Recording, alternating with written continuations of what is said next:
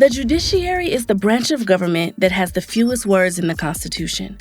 Does that mean it has the least amount of power? Article 3 grants the judicial power to the Supreme Court and other lower federal courts, but it doesn't define that power. Alexander Hamilton, one of the framers of the Constitution, said that the judiciary was the least dangerous branch because it had neither the power of the purse, like Congress, nor the power of the sword, like the president.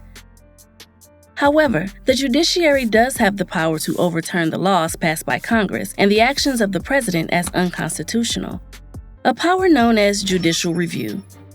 Through judicial review, unelected judges can overturn the will of the majority of voters as expressed through the Congress and the president.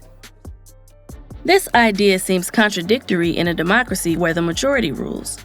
But the U.S. has a constitutional democracy, one in which the will of the majority is always limited by the Constitution itself. Therefore, Article 3 creates an independent judiciary, one that does not rely on the people for its power. Who is qualified to be a judge? The Constitution doesn't state an age or profession. Over the years, presidents have always nominated lawyers who are trained to interpret the law, but that doesn't mean the Senate will always confirm them. Because judges serve for life, the effects of a president's judicial appointments last long after the president has left office. The job of the judicial branch is to interpret the law. But what does that mean? Some say a judge should be like an umpire in sports, not using personal experience or beliefs to influence their rulings. Others say that judges hear complex cases and weigh many factors, so they have to use good judgment to carry out justice.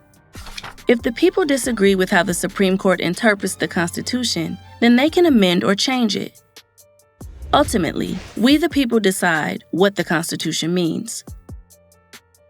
How do you think judges should interpret the law?